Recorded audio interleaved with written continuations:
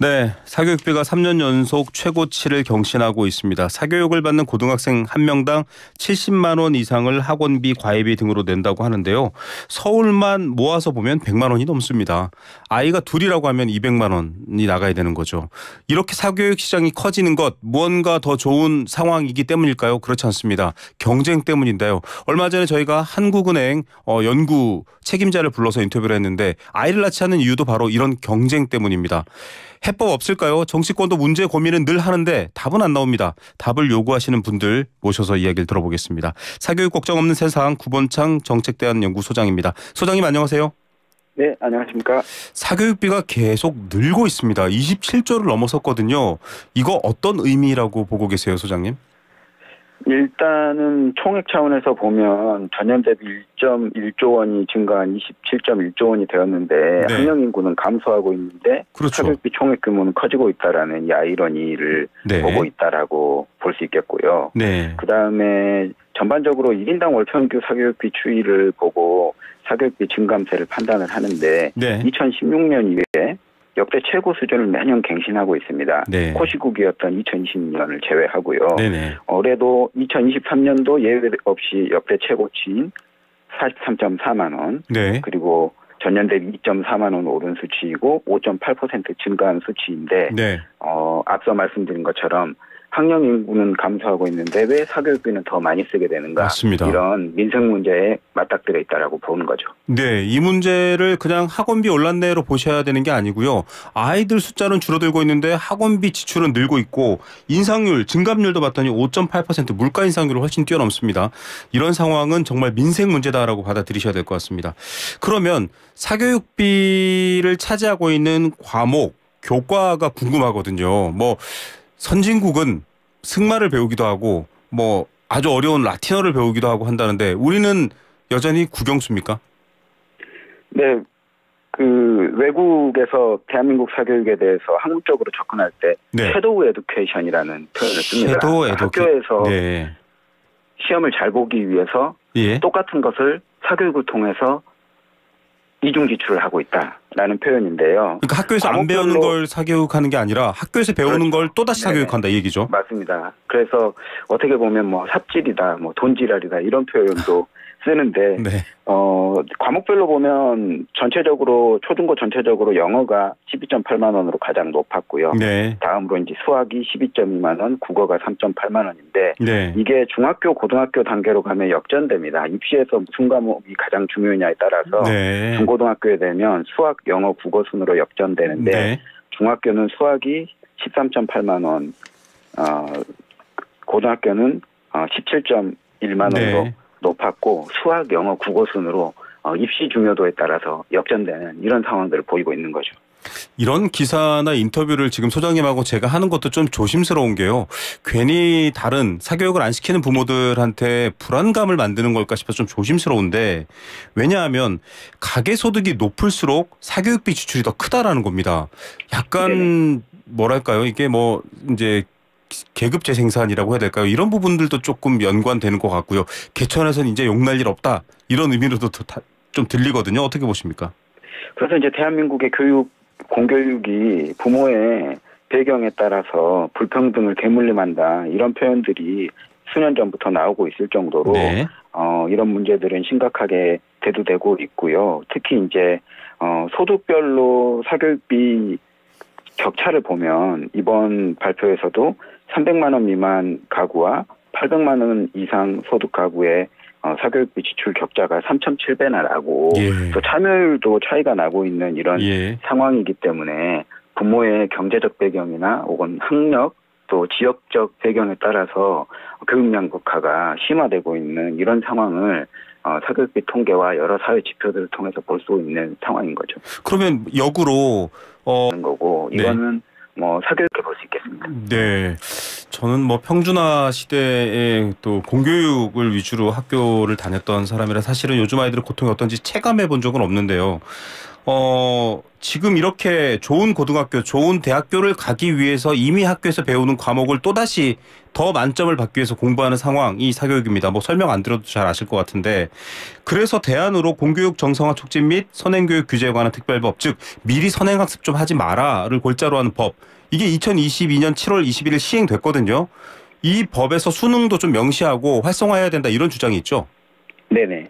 수능을 명시하고 있지 않기 때문에 2019학년도 수능이 역대급 불수능이다, 뭐 마그마 수능이다, 용광로 수능이다 이런 표현을 받았고, 네. 또 실제로 저희 단체의 학부모님 학생 다수가 고교교육 과정을 벗어나서 학교 교육만으로는 도저히 대비할 수 없는 수능이었다라고 소송을 의뢰를 해서 실제로 네네. 소송을 했는데, 네. 교육부가 그 법원이 교육부의 손을 들어주면서 한 네. 판결이 네. 이 학교 교육 과정을 지키도록 규율하는 법이 공교육정상화법에 수능이 명시되어 있지 않기 때문에 네. 교육부의 수능 출제를 위법하다고 볼 수 없다, 이런 판결을 내린 바 있어요. 그래서 예. 따라서 수능이 교육 과정을 지키도록 하려면 선행교육규제법에 수능이 명시되는 것이 네. 반드시 중요하겠고, 최근에 사실 윤석열 대통령이 킬러 문항을 나왔죠. 출제를 금지하겠다라고 네. 했지만 중등교사노조의 설문조사에 의하면 고등학교 현장 교사의 거의 10명 중 8명에 가까운 숫자가 네. 2024학년도 수능에서 킬러 문항이 있었다라고 네. 현장 교사들이 말하고 있는 상황이니까 정부가 이거를 컨트롤하고 있지 못하는 상황이라고 봐야 되거든요. 법의 테두리에서 강력하게 규제해야 된다, 이 말씀이시군요. 법의 수준에서 명시하고, 또 이것을 국민들도 그 일종의 모니터링을 해서 이의 제기를 할 수 있는 이런 제도들이 마련돼야 된다라고 보는 거죠. 예, 고등학교는 아직은 의무교육은 아닙니다. 중학교까지인데요. 고등학교 수준은 우리 국민들이 대부분 다 어떤 형태의 고등학교든 이수를 할 수 있게 되어 있습니다. 그 안에서 선별을 하고 변별력을 주고요. 대학교를 더 어렵게 해야 될 텐데, 이게 뭐 대학교 가기 전에 가장 열심히 하고 대학교 가면 또 다른 상황이 펼쳐집니다. 궁금한 게 있습니다, 소장님. 이거는 좀 네. 뭐랄까요, 뭐 기사화되지는 않았는데 제가 직접 겪은 일이기도 한데요. 네네. 아이들이 가서 뭔가 좀 뒤처지거나 뭐 한글을 늦게 깨치거나 뭐 셈이 잘 안 되거나 하면 오히려 학교 측에서 이거 선행 안 했나요? 학원 안 다녔나요? 라고 묻는 경우가 있습니다. 이게 주변에 물어보니까 흔하더라고요. 네네. 이게 이미 선행이 너무 상수가 되어버린 것 아닌가라는 우려. 그러면은 안 하는 게 옳은 일인데 안 할 수 없지 않느냐라는 부모들도 계실 것 같아요.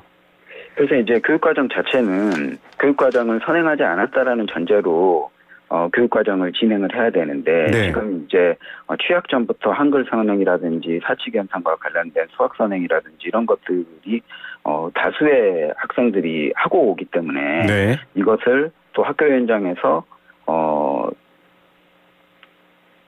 수용하고 교육과정을 진행하는 그런 네네. 상황들은 굉장히 불합리하고 일종의 이제 반칙 같은 상황들이 펼쳐지는 거라고 볼 수 있겠거든요. 네네. 그래서 학교 현장에서도 교육과정을 아이들이 뭐 선행을 아무리 많이 하고 왔어도 선행을 하지 않았다라는 전제로 네네. 단 한 명의 선행을 하지 않은 아이를 위한 교육과정으로 가는 것이 맞다라고 보거든요. 맞습니다. 그런 교육과정이 혹 일종의 책임교육이 강화가 될 때, 이제 선행학습을 할 필요가 없구나. 학교에서 찬찬히 교육과정에 맞게 처음부터 가르치기 때문에 선행을 하는 것이 오히려 돈을 낭비하는 네. 부조리한 일이야라고 사고할 수 있도록 문화적으로 또 법에서 규율을 하고 있기 때문에 네. 좀 정부가 이런 부분들을 또 강력히 추동할 필요가 있다라고 보고 있습니다. 예, 뭐 지금 소장님 말씀하시는 내용을 사실 뭐 EBS 같은 프로그램도 한번 다룬 적이 있습니다. 지금 뭐 말씀하신 것처럼 공교육이라는 게 결국은 뭐랄까요, 운동회 때 달리기로 치자면 출발선을 똑같이 놓고서 같이 뛰는 그 경쟁의 기준을 먼저 제시하는 건데, 지금 공교육이 굉장히 약해져 있지 않습니까? 이게 사교육비 문제는 결국 공교육으로 풀어야 된다, 이렇게 판단되거든요. 지금 말씀하신 걸 들어보면 어떻게 네. 좀 대안을 찾아가야 될까요? 일단은 앞서도 이야기가 되었지만 그 교육과정을 준수하는 학교의 교육과정 운영과 또 평가, 또 대학 입시에서도 굉장히 영향력이 큰 수능이라든지 대학들의 대학별 고사가 고교 교육과정을 준수해서 출제하는 네. 이런 상황들도 필요하겠고요. 또 이 이외에도 구조적인 문제가 있거든요. 네. 대학 입시에서 수능과 고교 내신이 모두 상대평가로 진행되기 때문에 네. 남을 이겨야 되는 일정 수준의 학업 성취에 도달하는 것이 네. 사실은 교육과정의 목적인데 네. 남을 이겨야지만 내가 서열 높은 대학에 들어갈 수 있고 서열 높은 대학, 서열 높은 학과에 진학해야지만 내가 직업 세계에서 얻게 될 경제적 보상이 유리한 고지를 차지하게 된다는 이런 인식으로 가는 전반적인 구조적인 문제를 좀 종합적으로 해결해야 될 필요가 있겠는데요. 전반적으로 좀 꼽아보자면 대학 입시의 상대평가 구조, 네. 또 대학 서열 문제, 또 지금은 대학만 서열화되어 있는 게 아니라 고등학교도 그렇죠. 자사고, 외고, 국제고, 위에는 과학고, 영재학교 이런 식으로 네. 서열화가 되어 있어서 이와 관련해서 사교육부도 쓰고 초등학생이 선행학습을 강도 있게 하고 있는 그런 네. 상황이기 때문에 좀 고교 서열화 문제도 좀 해소하고 교육 외적으로는 이거 직업 세계에서의 임금의 격차라든지 고용이 자꾸만 편협해지는 이런 네. 문제들까지 좀 종합적으로 해결해야지 사교육 문제 또 공교육 문제가 함께 해결될 수 있다 이렇게 보고 있습니다. 예, 결국은 정말 짧은 시간 안에 모든 얘기를 다 해주셨는데요. 사회를 보고 저렇게 경쟁하는 겁니다. 아이들이 학교를 다니면서 왜 저렇게 경쟁하냐고요. 어른들이 그렇게 살아가고 있기 때문이거든요. 대학 서열화 문제도 사실은 프랑스 같은 데는 아예 소르본느가 없어지고 그냥 파리 무슨 몇 대학 이렇게 다 바꿀 정도로 노력해봤지만 많은 분들 중 이런 사람들이 있습니다. 아이가 더 특출나고 머리가 더 좋은 아이들은 좀 특별한 교육을 받고 그래서 또 국가에 기여도 하고 사회에 공동체에 기여도 하지 않느냐라는 건데 지금 목표는 초등학교부터 전부 다 특목고, 영재고 이렇게 돼 있거든요. 이거를 구분해야 됩니까? 아예 없애야 됩니까? 아니면 좀 다른 방식으로 봐야 됩니까? 다른 방식으로 봐야 되는데요. 지금은 이제 특별한 아이들이 특별한 학교 유형에 가서 분리교육을 받는. 네. 그리고 분리교육을 이렇게 받았는데 그 학교의 유형은 어떠한 목적성을 가지고 있는데 그 목적성에 맞게 진로와 진학하는 그런 상황이 아니라 네. 이공계 인재 육성하겠다라고 과학고 영재학교 만들었는데 네. 의대로 가버리는. 또 이공계 진학했다가 다시 N수해서 의대로 가버리는. 네. 이런 상황이 벌어지고 있는 네네.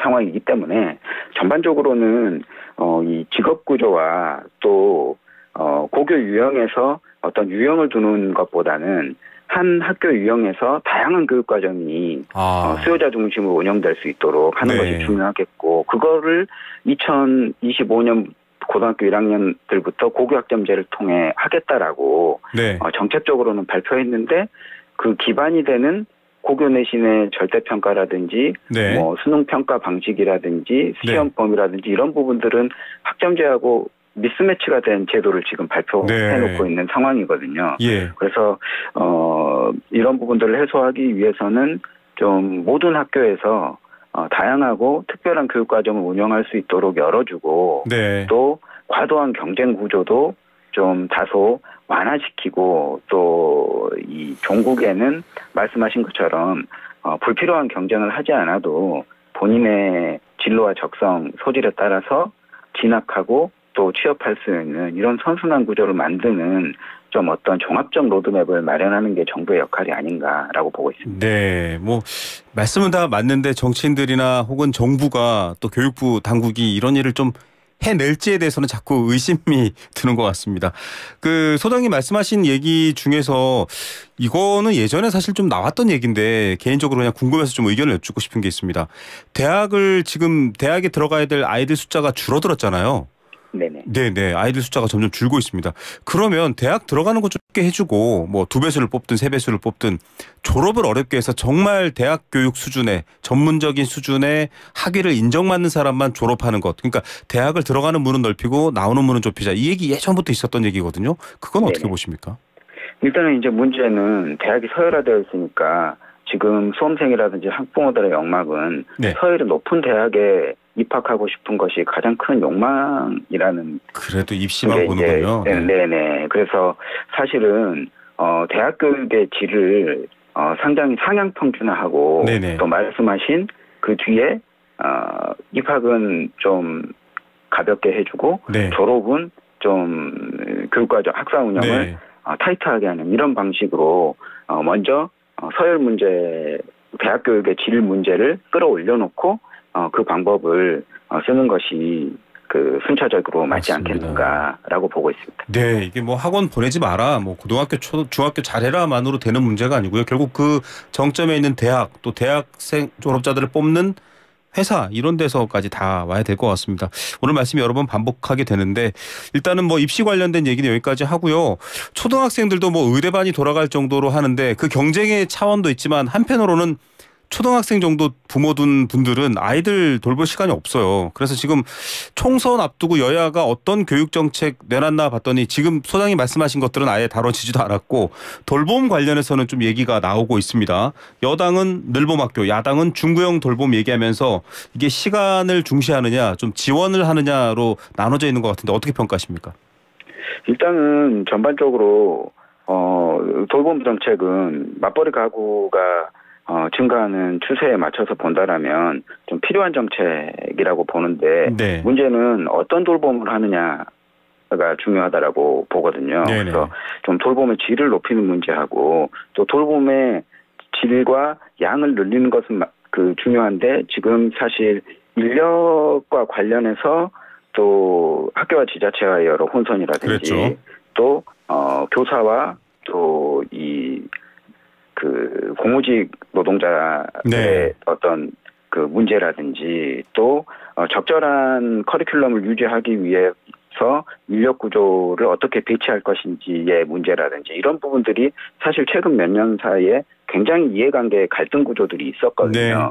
그래서 현재 봤을 때는 이런 구조들을 풀면서 세법을 제시하는 가장 비근하게는 이게 돌봄의 전반적인 컨트롤 타워는 학교가 될 거냐, 네. 지자체가 될 거냐 이런 부분부터 해결해야 될 좀 과제들이 있다라고 보여지거든요. 예. 그래서 좀 이런 부분들을 좀 지혜 있게 정부가 또 그 여야가 협치를 통해서 해결을 나겠으면 좋겠다라고 이렇게 보고 있습니다. 네. 공약 자체만 놓고 봐도 제가 설명해 들어도 여러분 갸웃하실 겁니다. 이게 지금 구본창 소장께서 말씀하시는 것처럼 이거 머리 맞대서 좀 대안을 내야 되는데 돌봄이라든지 특히 저출산도 지금 이런 상황을 보도하면 아마 애 낳으면 1인당 돈이 얼마가 들어가야 돼 이런 걱정하실 텐데 방금 말씀하셨던 이런 돌봄, 늘봄 이런 정책들하고 사교육의 일부분을 좀 공교육 안으로 끌어와서 오히려 이런 것들을 하게 되면 사교육비 절감도 되지만 또 공교육도 강화되고 이런 게 가능할 거 아니면 위험한 발상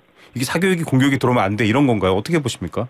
일단 이제 사교육 인프라가 굉장히 많이 구축되어 있는 지역에서는 돌봄이라든지 방과 후에 참여하지 않고 유아 초등학교 때부터 대학 네. 입시를 정점으로 놓고 사교육을 돌리고 있는 그런 양상이거든요. 네. 그래서 그쪽 지역에서는 그 돌봄이라든지 이런 학교에 오래 아이들을 전체적으로 돌봐주는 정책에 대해서 반대하고 네. 또 맞벌이 가구가 많고 또 특정 지역에서는 우리 아이들을 정말 저렴하고 양질로 봐주기만 하면 좋겠다라고 하는 수요가 강한 지역들도 있고 네. 이런 격차들이 있는 상황인데 결과적으로는 대학 입시를 정점으로 아이들을 과도하게 경쟁하는 구조를 만들어 놓고 예. 학교에서 돌봄이라든지 늘봄 정책으로 수용 시간만 늘린다라고 한다라면 사실 돌봄의 질이 좋아지기는 현실적으로 어렵다라고 보거든요. 예. 장시간 아이들이 학습 노동에 노출되는 그런 상황들이